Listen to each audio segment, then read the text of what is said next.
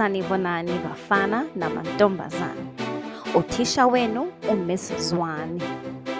Namhlanje sizofunda ngothingo lwangaphakathi kanye nezinsuku zamalanga.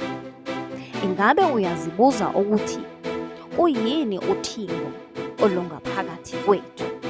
Uthingo olungaphakathi kwethu kungamandla esidalwe nawo esiwasebenzisa ukuze siphile impilo ephelelisiwe.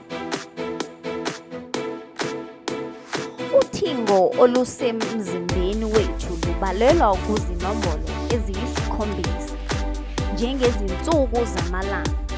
Kuphinde kube nemifanekiso yemibala. Masibalele. Uthingo lokuqala, uthingo lwempala. Uthingo lothambo lokuvuka. Uthingo lwenhliziyo. Uthingo lomphimbo. Uthingo lwenkaba. Uthingo lweso lesithathu. Bese ekugcineni kuba uthingo lomkhono. Amandla wothingo. Uthingo lwempala lithi, ngamukela bonke ubuningi empilweni yami. Ngondla ingqondo yami, umzimba kanye nomphefumulo wami. Nganele futhi ngazi okwanele. Ngivundile ngokuphelele. Amandla wothingo lwethambo lokuvuka athi, ngivulekele ukwamukela zonke izinto ezilethwa impilo. Ngidala impilo yami ngamandla ami.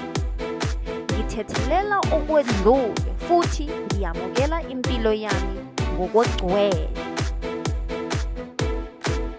Amandla wothingo lwenhliziyo athi, ngabelana ngempilo futhi ukuphila kubuyela kimi. Imizwa yami izinzile futhi ivumelana namandla ami. Ngithanda zonke izigaba zempilo yami. Uthingo lomphimbo.